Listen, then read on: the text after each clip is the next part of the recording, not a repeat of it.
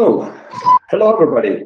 Welcome to our webinar, Define the Best Competitive Intelligence Setup for a Company, including Counterintelligence. My name is Rainan Kaili. I'm the director of the Institute for Competitive Intelligence, and it's my pleasure to host the sessions. But of course, today I have two co-speakers. This is Udo Hohlfeld. Hello, everybody. And Eric Elgersma. Yes, and as you can see, we are available not only by our voices, but we have a little webcam up and running. So although we're not sitting in the same room, we can communicate almost as a fire chat event. You can participate, unfortunately, not via your microphone, so please keep them muted. But we have a chat function for you. This is in your GoToMeeting panel that you find chat, and then there's an edited field where you can type in your questions, comments, remark, and hopefully we can take them and answer them even. So what is this session all about? It's about our conference in Luxembourg, scheduled for May 7th to 9th, so in a month's time. And as you might know, we, as the Institute for Competitive Intelligence, have this historic track record of offering a challenge on top of our pretty exciting and comprehensive conference program. So what is a challenge? A challenge is a gaming where participants form teams and compete amongst each other. So this is really very practical, hands-on, and on top of what we call our standard presentations, networking, and interactive formats in this conference setting. So the idea is that a few, i.e. those who volunteer, those who are keen to do it, can set up a real challenge each and every year. The challenge for this year, i.e. 2019, is very interesting. You've seen the title already. It's about setting up a CI system, processes, designing something that will serve your company's needs. And this is exactly the kind of, wow, this seems to be a challenge that everybody has sooner or later in his or her career. So let's check out, why should you participate in such a challenge? Well, for one, it's of course eternal glory and fame if you happen to be the winning team. And I'm sure you will be a winner by all means. Yes, of course, you get a bit of a piece of paper which says, I successfully finished this challenge, which on its own is quite demanding, as I can tell you. And yes, we as ICI, as the Institute for Competitive Intelligence, we offer a voucher for your team for complimentary training. And yes, there's a lot of fun included.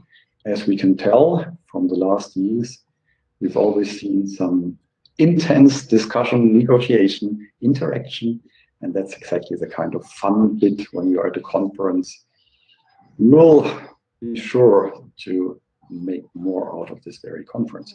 And now let's go a little bit more into depth, i.e. what is it all about? And I'd love to hand over to Udo Hohlfeld, who will be the host of this special challenge. So Udo, please explain a bit more what we have in mind. Yeah, thank you, Rainer. Hello again to all of you joining us on this sunny Friday afternoon to learn more about this year's challenge at the ICI conference in May. My name is Udo Hohlfeld, and I'm this year's host of the challenge. In the past, the challenge was focusing on market intelligence or business plans, but this year we have a real-world case to work on for you.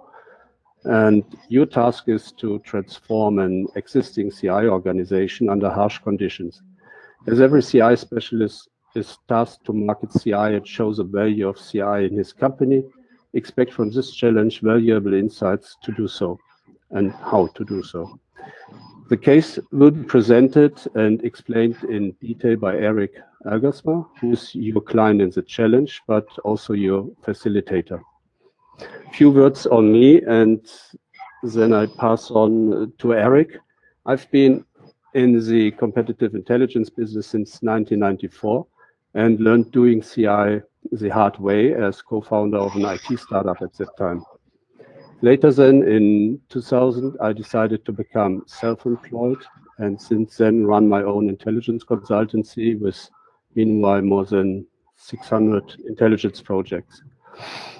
Today, I play on both sides of the intelligence field, and this means, on the one hand, I help clients gather intelligence on their competitors, and on the other hand, I also help them to protect against people like Rainer Michaeli and me. And this is corporate counterintelligence. Yeah, and what is intelligence good for? You possibly all know this already. Either or both competitive intelligence and counterintelligence, they are the basis for good business decisions. So now, moving on, I hand over to Eric, and please, Eric, it's your turn. Thanks a lot, Udo. I only started in '96, so 2 years after you in this wonderful field of corporate intelligence. And at present, I'm Director of Strategic Analysis at Friesland Campina. But my track record goes back even before Friesland Campina. As a hobby project in this field, I even published 2 books, one on how to set up corporate intelligence functions. So that is actually also the theme of the challenge, and one specifically on how to analyze competitors. So if you're not in the dairy industry, you don't need to worry about me, say, focusing on what's happening in your company, but if you are, you probably already know me. Now, that is me, and I have been setting up corporate intelligence in 2 different companies, either on a local scale as well as on a global scale.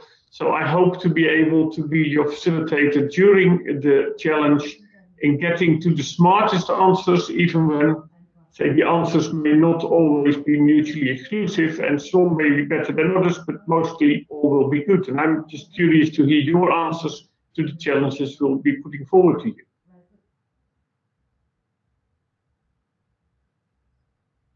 What is the agenda?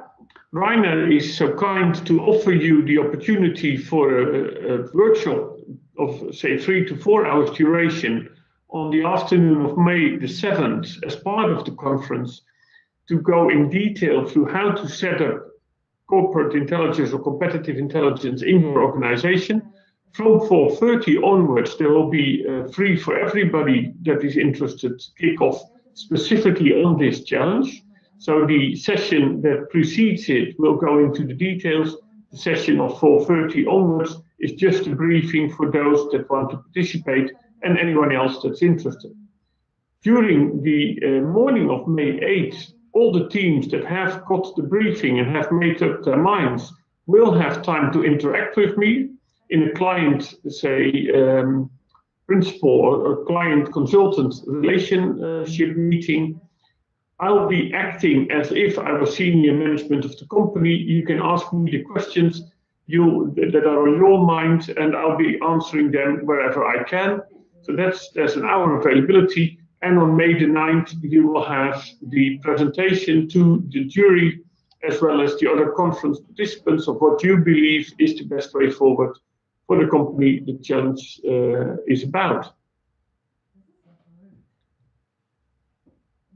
Your task will be to reorganize corporate intelligence or competitive intelligence. It's a fictitious case. It's not a real case, but it's applied on real life company data to make it as, I would say, credible and realistic as reasonably possible. You pretend to start in early 2016.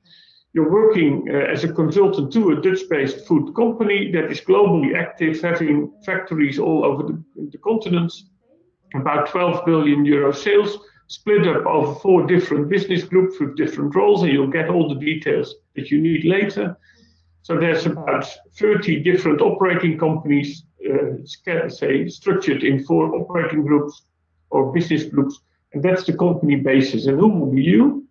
You are actually the in-company head of competitive intelligence. You report to the vice president strategy in the company, and the vice president strategy reports to the CEO. And ultimately, it's the CEO that has set cost-cutting targets, and that's what the challenge is about. How can you become even more cost-effective whilst not losing your capabilities? So the objective is to see we have, as a company, as a food company, because of reasons that will be explained during the detailed briefing in Luxembourg, you face challenges when it comes to your budget as a company, and therefore you face challenges as to what can you spend on competitive intelligence. At the moment, you're spending about 3 million euros a year, 2 million on staff, and 1 million on things like subscriptions and buying training, buying books, whatever other, say, traveling, whatever other costs you may have. And now the VP strategy wants you to tell how much cost can we save without losing capabilities. What future organization would you design given the organization that is in place today? And do deliver us a good proposal for your reorganization. And finally, and that of course connects to the work of Ugo, how to integrate counterintelligence as we get more and more sensitized to the fact that other people seem to be interested in our company secrets. So in order to protect our company secrets and at the same time become more efficient, what would you recommend your top management to do for you to be most effective? That, in a nutshell, is the challenge.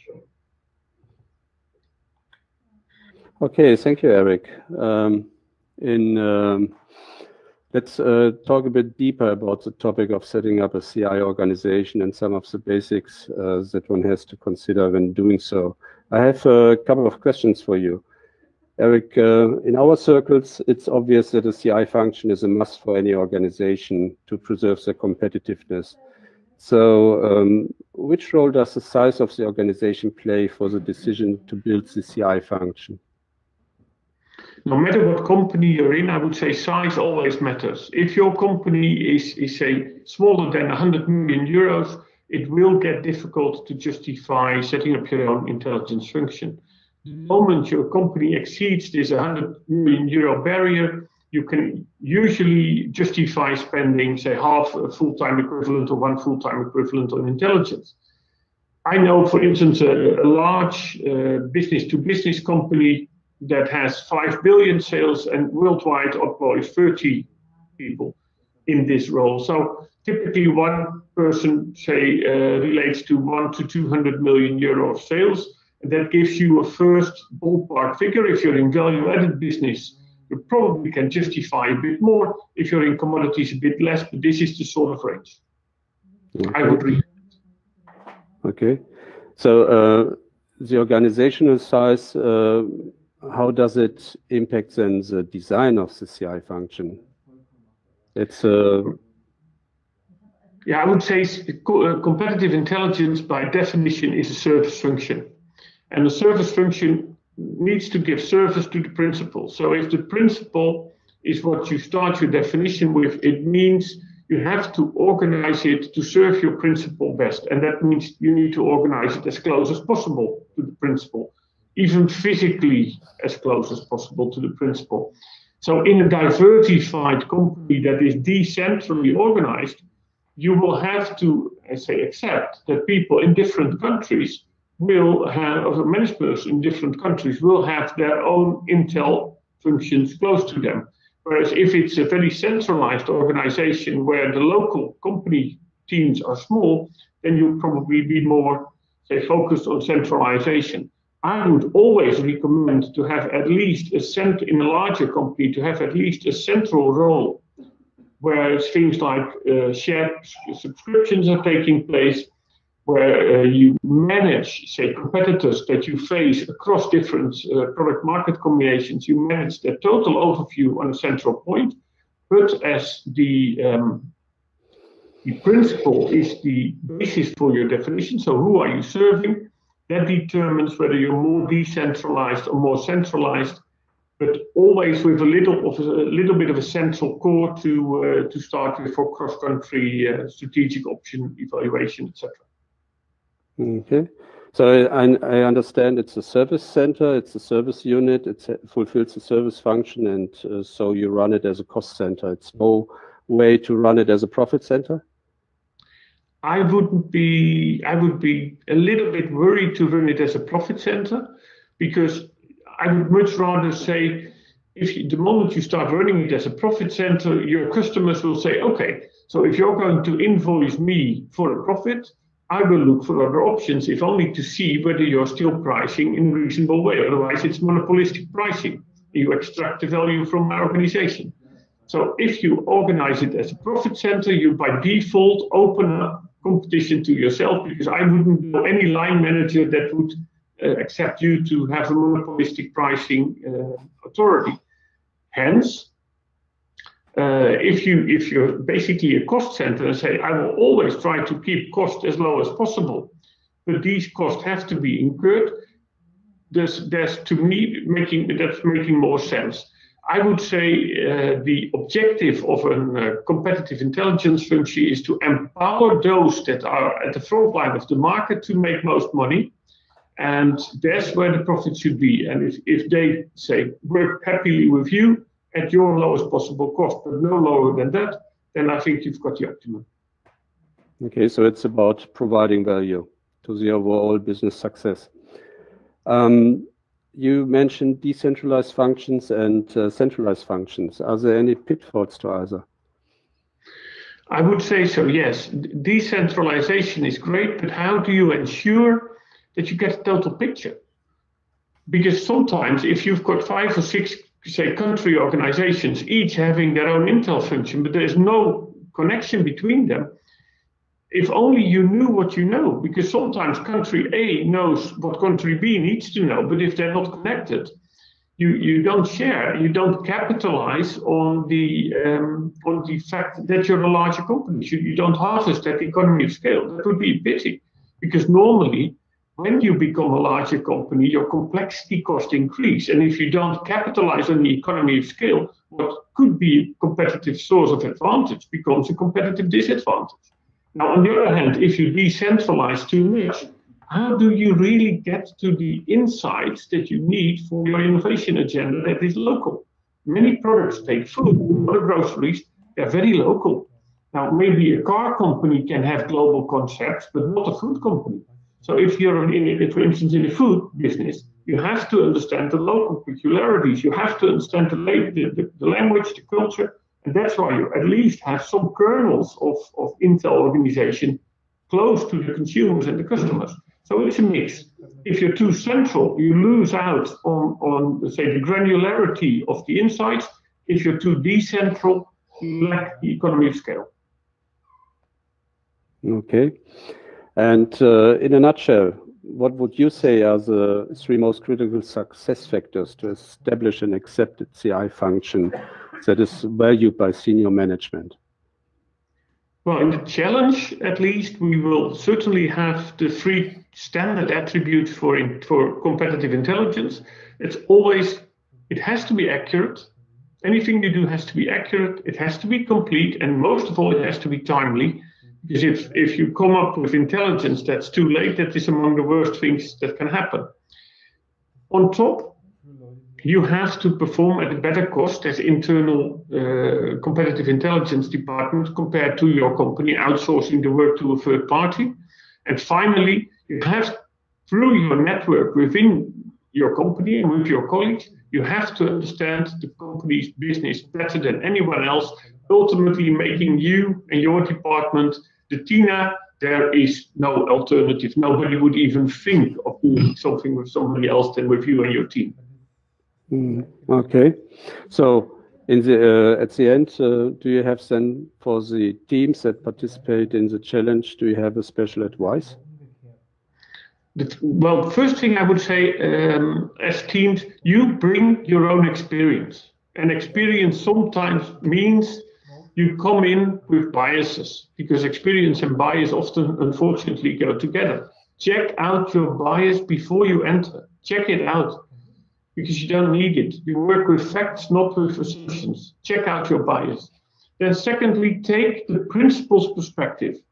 What does the principal try to achieve, and what does that tell you? And finally, ensure you deliver not only a good content to the jury and the principal, but also bring it in such a persuasive way that they are sort of, yes, of course, I'm going to choose that option. This is a convincing story. So it's quality of your work, but also the acceptance with your jury. And it doesn't mean you have to buy them chocolate before you start, but it does mean that they have to believe in what you're telling them. And the combination of acceptance and quality is ultimately the impact you have, and the impact that you have will ultimately contribute to the quality of your company's decision making. So that would be my key messages. Quality times acceptance, check out your biases, and ensure you take the principal's perspective. Okay, these are valuable advice. So I hope the participants in the challenge will follow your advice. So we're moving on, Udo. Now you're in the other seat, right? Now, we told our participants that, as you know, that we are going to introduce the element of counterintelligence. What would you understand counterintelligence, or what would you want the audience to understand counterintelligence to be? Okay, I don't want them to understand it's a militaristic term, but it has its sense in business intelligence. And in a nutshell, corporate counterintelligence is a process that protects a company's secret and its sensitive information from any person or organization that actually has no right to access it. So it's a defensive activity. So you say any organization or person, what do you mean? And who do you mean? Well, for most companies, it's clear it's the competitors. Yeah, that's the competitors one should be worried most about, because they can really harm your business success. But there are also other people to think of, and for example, headhunters who try to lure away key personnel from your company. That can lead to a brain drain. Then you have activists looking for information that can harm your reputation as a company, for example. You have journalists who look for the next headline and seek information from internal sources, consultants and financial analysts, and there are possibly much more outside. Yeah, there may be. I mean, you already mentioned a pretty broad spectrum. I'm just wondering, I don't hear you saying foreign governments or agents acting on behalf of foreign governments. Why do you omit them in your list so far? Yeah, foreign governments are clearly a threat, and today they grab the headlines. We read it every day in the newspaper about data breaches. But we must make a clear distinction here. Companies that carry out competitive intelligence, they work in a legal and ethical manner, and organizations that carry out what is best described as industrial espionage, they use techniques like theft, hacking, trespass, bribery, so any illegal methods. And this is not what we defend against. Okay, so cyber does come into this, or? When you hear today the headlines, as I mentioned, it is always about cyber, yes, but cyber is clearly a mean of industrial espionage, so not relevant to us here. So it implies cybersecurity is ineffective when it comes to competitive intelligence, but it may protect you against espionage. Yes, exactly. And the same applies to all other forms of physical security, controlling access to company buildings, for example. That's all essential. Yes, but those activities that would break through those security measures, they're not part of competitive intelligence. Clear. Now, I know you're an independent consultant offering your services and your advice to many companies across the globe. Why would companies hire you? What is the deliverable you're offering them? Many companies are significant users of competitive intelligence, and some of them commission work to consultancies like the Denkfabrik from Rainer or my company to gather intelligence on their competitors in a legal way. But in fact, they also have to understand that they have competitors and that these competitors do the same on them. And so they are likely to lose sensitive information. And in the follow-up, it's no big leap to conclude that if one reduces the loss of information, that one at the same time hinders competitors to look inside one's own organization and to draw conclusions about one's own activities. So you say, if I listen correctly, you say reduce the loss, correct? You didn't say Yes. just block it, stop it.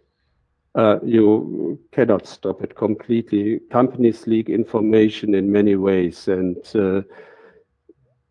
you can only narrow it down, but not completely stop it, because companies have to give information to suppliers, to customers, and they do not have further control on how this information is dealt with. So programs, counterintelligence programs, take this into account, but they cannot stop it. What is normally what you're aiming for with your customers? If you say, well, there's always a balance between the amount of effort in trying to prevent leakage and the cost effectiveness thereof? As I said, reduce the outflow of intelligence as much as you can, and become an object or a target that is hard to work on. Because if the effort to win intelligence from you or about your organization is too high, a lot of cost goes with it, and the desired results are not what makes you an attractive target. Mm-hmm. So basically you say plug the gaps and reduce the number of times that you're in the crosshairs, and you'll be reasonably fine. Yes, partly. That's only one side of the medal.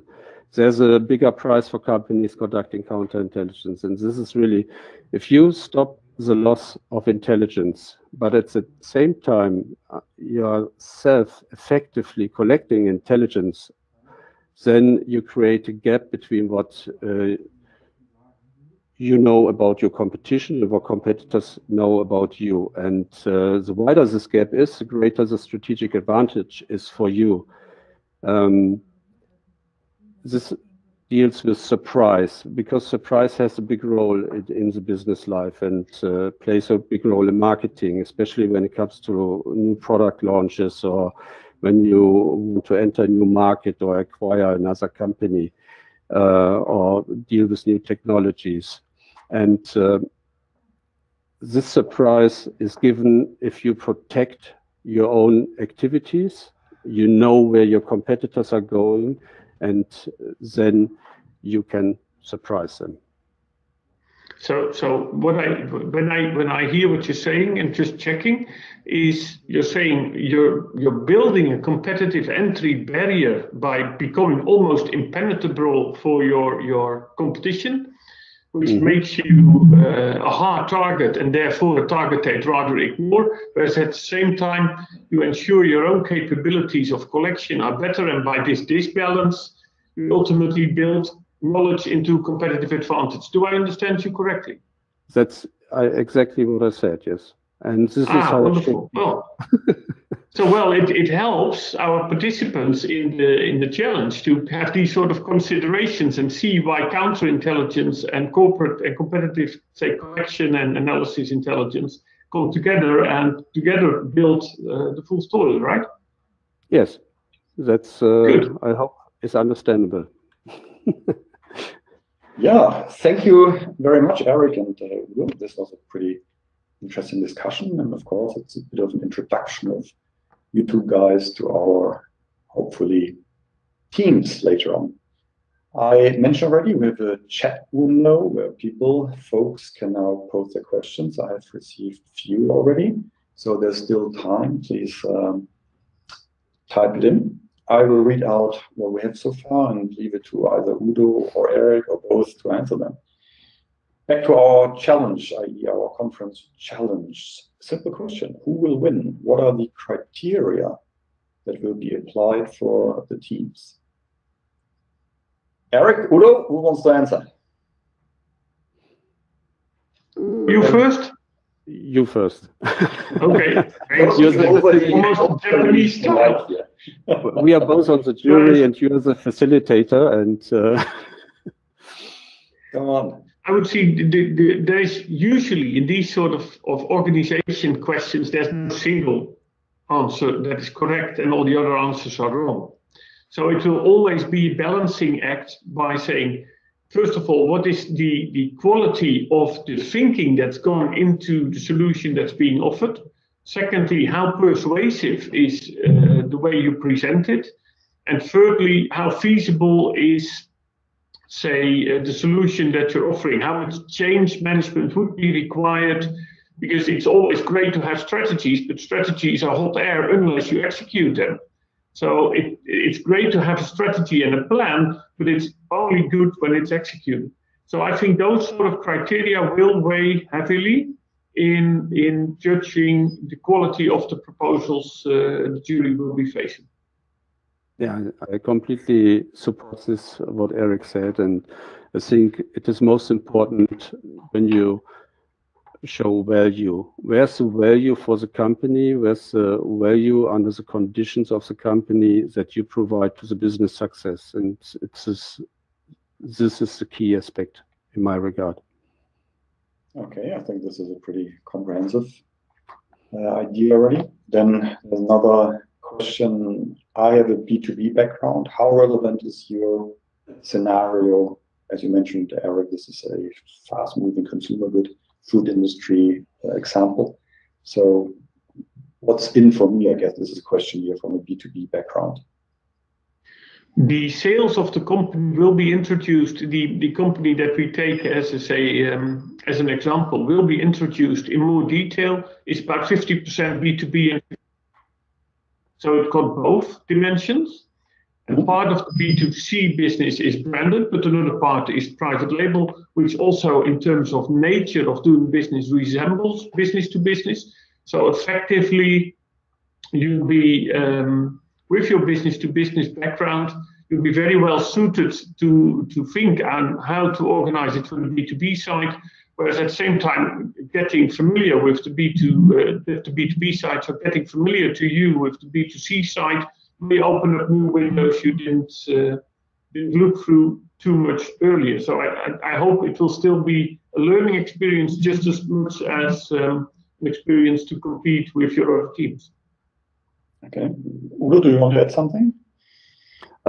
I think that it is not a big difference between setting up an organization in a B2B or B2C company. It is about the internal cultures, it is about the internal structures, and looking over the edge and into other areas, adjacent areas, is always helpful to improve one's self-system. Mm-hmm. Okay, fair enough. Here's another question. How much time do we need to invest during the conference, in this case, challenge? As much as you need and as much as you want, and it should be reasonable. You attend the conference also to learn from other sessions and join other sessions. That's clear. It is an additional effort, and we have some time reserved where you have the ability to work and catch up. Yeah, I guess if I can add something, the idea is, of course, you have lunch together. You might have an extra evening hour dedicated where you sit with your team and develop and work through and think through this very challenge. But of course, as we already indicated, you should participate in the other conference as well. This is indeed an add-on goodie for you. I would say the dimension that matters most is whether you make your team, which you don't know yet, who will be in it, is whether you make your team work effectively. Because I've seen teams in past challenges mostly arguing with themselves and therefore requiring loads of time to get to a solution, whereas I saw other teams immediately working as a team and by implication being highly effective with their time. So the question is, do you get yourself organized with a team of people you've never met but at the same time are going to be your fellow participants in making you win or making you burn loads of time, and that's also up to your own team building skills. Fair enough. Real life. Here's another one. Is it the case challenge? Is it for beginners or advanced level people? And how do you form the actual teams? I.e., you will integrate people or make a selection. So beginner or advanced, what do you expect? I guess this question hints at, is there any pre-qualification necessary when you want to join the challenge, or how do you make that happen? There's no pre-qualification necessary. It's for beginners and intermediates and also for seniors. It's about a case and to solve a case. And everybody who's smart and who's with both feet in his real life and in his job can participate. Okay, down to earth. Eric, never let yourself be intimidated by other people's experience, because experience may not always be the differentiating, say, capability to win. Maybe creativity is, and for creativity, you may just have entered this wonderful field of business, but bring some relevant experience from a previous job, and hence come with an original idea that other teams that have been in competitive intelligence for 15 years don't come up with anymore. Yeah, exactly. Yeah. And I think the second part of this question relates to how will we form teams, and I guess the answer is during the very kickoff session, the day before the conference. This is when people come together and discuss the case, get a briefing, and during the session, or at least at the end of the session, there will be these sort of formal team building, and pretty much everybody can join or move around. And chances are, and again, this is, as Eric indicates, based on our experience from past challenges, there's typically teams with both beginners, advanced people. Some do more coaching, some are really into learning. And the idea is you simply get the best teammates available and then make it happen. As simple as that. So there's no formal way of really having to pitch into a team or by whatever criteria. It's more or less fun. So don't be too seriously about this formal aspects. Maybe Eric, you can share a little bit of your experience from the past. Eric has already started, giving us some idea how it went in the past. Well, the first of all, what helped was that everybody more or less spoke the same language. Now, of course, English is broadly spoken, but capabilities sometimes differ. And so when I was coaching a team, the first thing we said is, let's agree that we don't impress by eloquence where other people had difficulty following. So we agreed we have now one standard, simple English everybody understands. That was one. Two was, do we understand the same things when we say the same words? So let's make a glossary of the key terms we use for this particular case and see that we first define them, because otherwise people have their biases based on experience, based on what have you, and then they constantly think you're talking about something else than you actually thought you were talking, if only because that is the meaning they give to the what you're using. So those sort of simple things help to build team coherence, and once the team coherence is in place, that's the moment you're going to make the momentum towards the solution. Is that help? Is that what you were looking for, Ryan? Yeah. And Udo, you want to add something? I really want to reinforce from my own experience Eric's point about internal discussions. It's as a past participant, it was really smart to function as a team very quickly, and from there on it goes easy. So the first important aspect is that team building, that you find together, that you assign tasks, and that you get along with each other.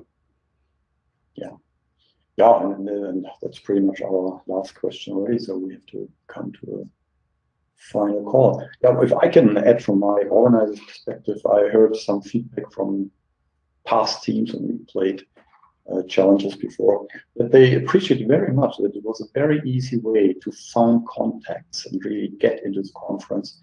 Because obviously, if you're first time around in the community like that, everybody seems to know everybody already, and you kind of feel a bit lonely initially. So just jump into the teams, and you have at least 3 people who love you, who share the pain and excitement of such a challenge. And of course, it's a wonderful way of getting known and networking and having a bit of fun as well. So again, not an academic session, nothing where you really have to prove yourself, but it's some opportunity to learn and to really make something out of this conference on top of course, wonderful presentations and all this kind of social networking events that we always offer. So really an additional goodie for you. Okay. And, be sure the jury will love you as well because you participated in the challenge. I'm sure we're looking forward, really do. That's some good community building around this challenge in the past. I know some teams are still very close, very tight. And that's good, because that's for a lifetime, I guess. Good. Thank you, everybody. And thank you, Eric and Udo, for giving their perspectives on this challenge. I hope if some questions pop up, you can simply contact us, and I hope we meet all in Luxembourg in a month's time. So enjoy your weekend and talk to you soon. Bye-bye. Bye.